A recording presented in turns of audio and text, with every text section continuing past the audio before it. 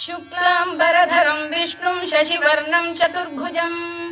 प्रसन्नवदनं ध्यायेत् सर्वविघ्नोपशान्तये। व्यासं वसिष्ठनप्तारं शक्तेः पौत्रमकल्मषं पराशरात्मजं वन्दे शुकतातं तपोनिधिं। व्यासाय विष्णुरूपाय व्यासरूपाय विष्णवे नमो वै ब्रह्मनिधये वासिष्ठाय नमो नमः। अविकाराय शुद्धाय नित्याय परमात्मने सदैकरूपरूपाय विष्णवे सर्वजिष्णवे यस्य स्मरणमात्रेण जन्म संसारबन्धनात् विमुच्यते। नमस्तस्मै विष्णवे प्रभविष्णवे। ॐ नमो विष्णवे प्रभविष्णवे। श्रीवैशम्पायन उवाच श्रुत्वा धर्मानशेषेण पावनानि च सर्वशः युधिष्ठिरः शान्तनवं पुनरेवाभ्यभाषत। युधिष्ठिर उवाच किमेकं दैवतं लोके किं वाप्येकं परायणं स्तुवन्तः कङ्कमर्चन्तः प्राप्नुयुर्मानवा शुभम्। को धर्मः सर्वधर्माणां भवतः परमो मतः किं जपन्मुच्यते जन्तुर्जन्म संसारबन्धनात्। श्रीभीष्म उवाच जगत्प्रभुं देवदेवमनन्तं पुरुषोत्तमं स्तुवन्नाम सहस्रेण पुरुषः सततोत्थितः तमेव चार्चयन्नित्यं भक्त्या पुरुषमव्ययम् ध्यायन् स्तुवन् नमस्यं च यजमानस्तमेव च अनादिनिधनं विष्णुं सर्वलोकमहेश्वरम् लोकाध्यक्षं स्तुवन्नित्यं सर्वदुःखातिगो भवेत्। ब्रह्मण्यं सर्वधर्मज्ञं लोकानां कीर्तिवर्धनम् लोकनाथं महद्भूतं सर्वभूतभवोद्भवम् एष मे सर्वधर्माणां धर्मोऽधिकतमो मतः यद्भक्त्या पुण्डरीकाक्षं स्तवैरच्चेन्नरः सदा। परमं यो महत्तेजः परमं यो महत्तपः परमं यो महद्ब्रह्म परमं यः परायणम् पवित्राणां पवित्रं यो मङ्गलानां च मङ्गलम् दैवतं देवतानां च भूतानां यो व्ययः यतः सर्वाणि भूतानि भवन्त्यादियुगागमे यस्मिंश्च प्रलयं यान्ति पुनरेव युगक्षये तस्य लोकप्रधानस्य जगन्नाथस्य भूपते विष्णोर्नाम सहस्रं मे शृणु पापभयापहम्। यानि नामानि गौणानि विख्यातानि महात्मनः ऋषिभिः परिगीतानि तानि वक्ष्यामि भूतये। ऋषिर्नाम्नां सहस्रस्य वेदव्यासो महामुनिः छन्दोऽनुष्टुप् तथा देवो भगवान् देवकीसुतः अमृतांशुद्भवो बीजं शक्तिर्देवकी नन्दनः त्रिसामा हृदयं तस्य शान्त्यर्थे विनियुज्यते। विष्णुं जिष्णुं महाविष्णुं प्रभविष्णुं महेश्वरम् अनेकरूपदैत्यान्तं नमामि पुरुषोत्तमम्। अस्य श्रीविष्णोर्दिव्यसहस्रनामस्तोत्रमहामन्त्रस्य श्रीवेदव्यासो भगवान् ऋषिः अनुष्टुप्-छन्दः श्रीमहाविष्णुः परमात्मा श्रीमन्नारायणो देवता अमृतांशोद्भवो भानुरिति बीजम् देवकी नन्दन श्रेष्ठेति शक्तिः उद्भवः क्षोभणो देव इति परमो मन्त्रः शङ्खबृन्नन्दकी चक्रीति कीलकम् शार्ङ्गधन्वा गदाधर इत्यस्त्रम् रथाङ्गपाणिरक्षोभ्य इति नेत्रम् त्रिसामा सामगः सामेति कवचम् आनन्दम् परब्रह्मेति योनिः ऋतुः सुदर्शनकार इति दिग्बन्धः श्रीविश्वरूप इति ध्यानम् श्रीमहाविष्णुप्रीत्यर्थे सहस्रनाम जपे विनियोगः। ध्यानम् क्षीरोदन्वत्प्रदेशे शुचिमणिविलसत्सैकते मौक्तिकानाम् मालाक्लुप्तासनस्थस्फटिकमणिनिभैर्मौक्तिकैर्मण्डिताङ्गः शुभ्रैरभ्रैरदभ्रैरुपरि विरचितैर्मुक्तपीयूषवर्षैः आनन्दीन पुरीयादरिनलिन गदा शङ्खपाणिर्मुकुन्दः भूः पादौ यस्य नाभिर्वियदसुरनिलश्चन्द्रसूर्यौ च नेत्रे कर्णावाशा शिरोद्यौर्मुखमपि दहनो यस्य वास्तेयमब्धिः अन्तस्थं यस्य विश्वं सुरनरखगो भोगि गन्धर्वदैत्यैः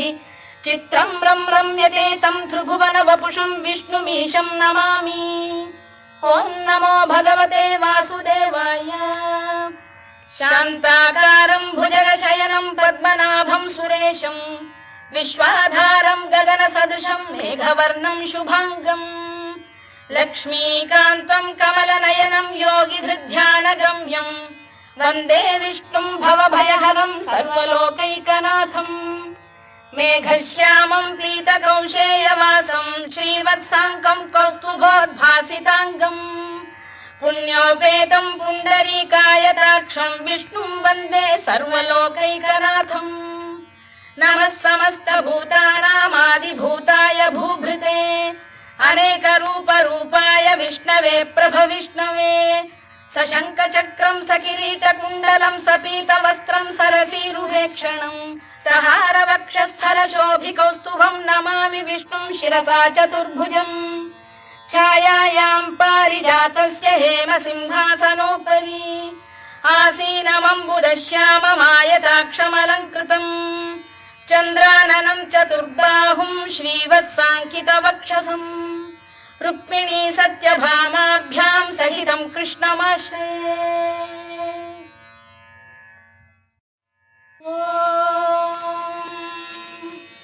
विश्वं विष्णुर्वषत्कारो भूतभव्य भवत्प्रभुः भूतभृद्भावो भूतात्मा भूतभावनः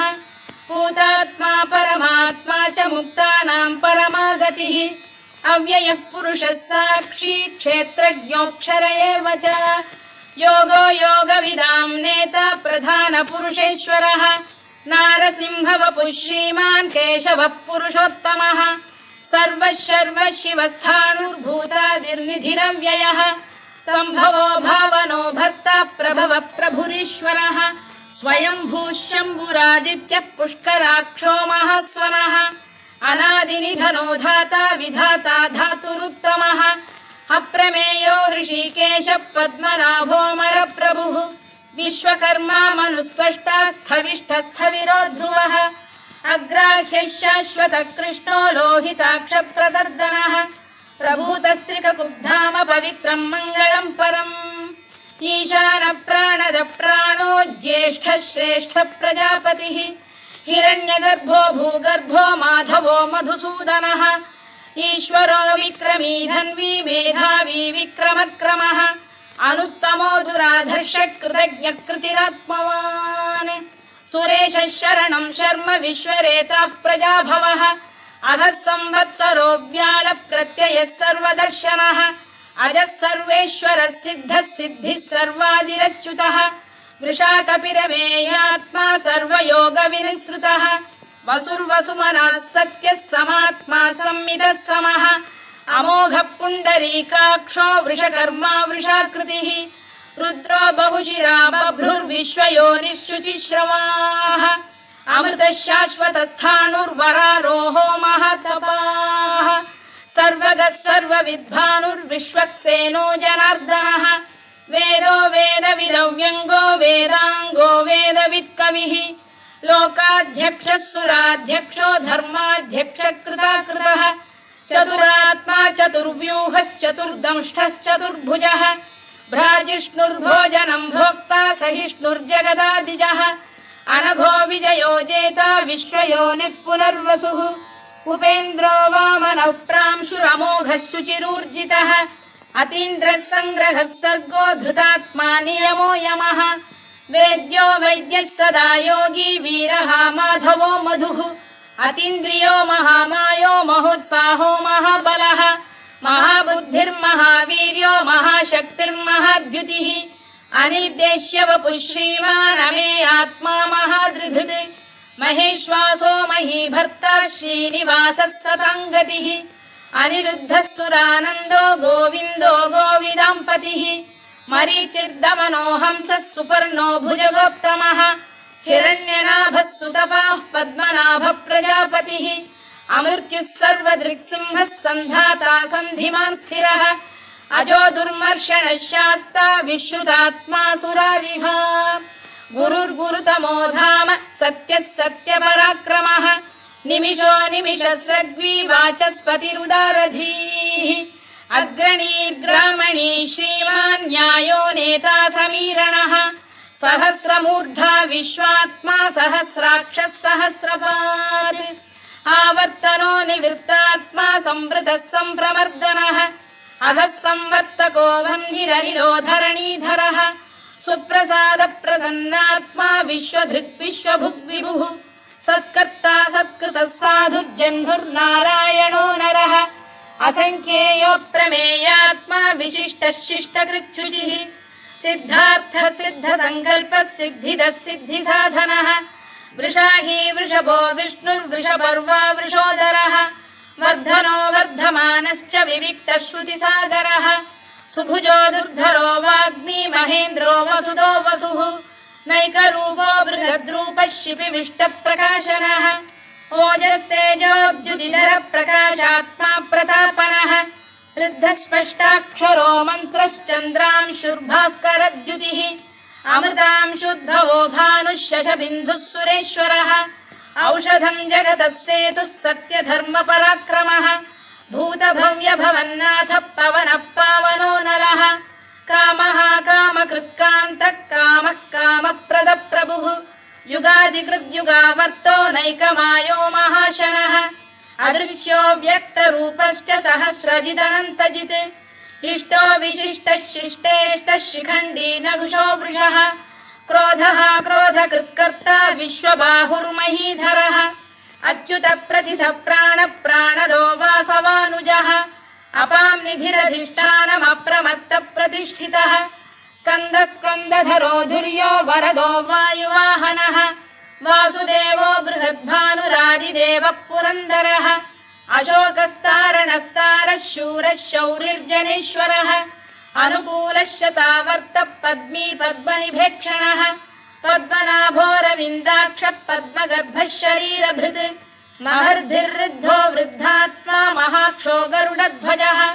अतुलः शरभो भीमः समयज्ञो हविर्हरिः सर्वलक्षणलक्षण्यो लक्ष्मीवान् समितिञ्जयः विक्षरो रोहितो मार्गो हेतुर्दामोदरः सः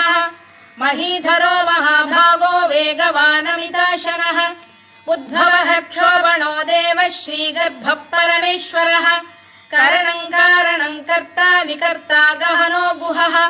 व्यवसायो व्यवस्थानः संस्थानस्थानदो ध्रुवः परद्धिः परमस्पष्टः तुष्टः पुष्टः शुभेक्षणः रामो विरामो विरतो मार्गो नेयोनयोनयः वीरः शक्तिमताम् श्रेष्ठो धर्मो धर्मविदुत्तमः वैकुण्ठः पुरुष प्राण प्राणद प्रणवपृतुः हिरण्यगर्भः शत्रुघ्नो व्याप्तो वायुरधोक्षजः ऋतुः सुदर्शनकारः परमेष्ठी परिग्रहः उग्रः संवत्सरो दक्षो विश्रामो विश्वदक्षिणः विस्तारस्थावरस्थाणुः प्रमाणम् बीजमव्ययम् अर्थोऽनर्थो महाकोशो महाभोगो महाधनः अनिर्विण्णस्थविष्ठो भूर्धर्मयूपो महामखः नक्षत्रनेमिर्नक्षत्री क्षमः क्षामः समीहनः यज्ञयुज्यो महेज्यश्च क्रतुः सत्रम् सदाम् गतिः सर्वदर्शी विमुक्तात्मा सर्वज्ञो ज्ञानमुत्तमम् सुव्रतः सुमुखः सूक्ष्मः सुघोषः सुखदः सुहृद् मनोहरो जितक्रोधो वीरबाहुर्विदारणः स्वापनः स्ववशो व्यापी नैकात्मा नैककर्मकृत् वत्सरो वत्सलो वत्सी रत्नगर्भोधनेश्वरः धर्मकृद्धर्मी सदसक्षरमक्षरम् अविज्ञाता सहस्रांशुर्विधाता कृतलक्षणः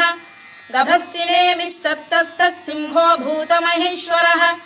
आदिदेवो महादेवो देवेशो देवभृद्गुरुः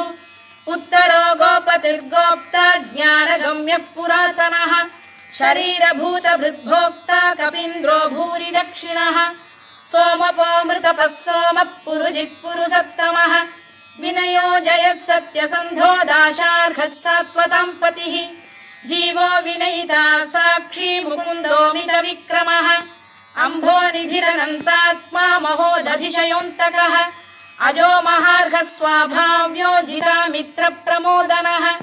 आनन्दो नन्दनो नन्दः सत्यधर्मात्रिविक्रमः महर्षिः कपिलाचार्यः कृतज्ञो मेदिनीपतिः त्रिपदस्त्रिदशाध्यक्षो महाशृङ्गकृतान्तकृत्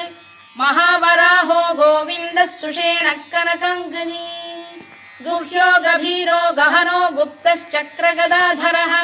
मेधास्वाङ्गो जितकृष्णो दृढः सङ्कर्षणोच्युतः वरुणो वारुणो वृक्षः पुष्कराक्षो महामनाः भगवान् भगहानन्दी वनमाली हलायुधः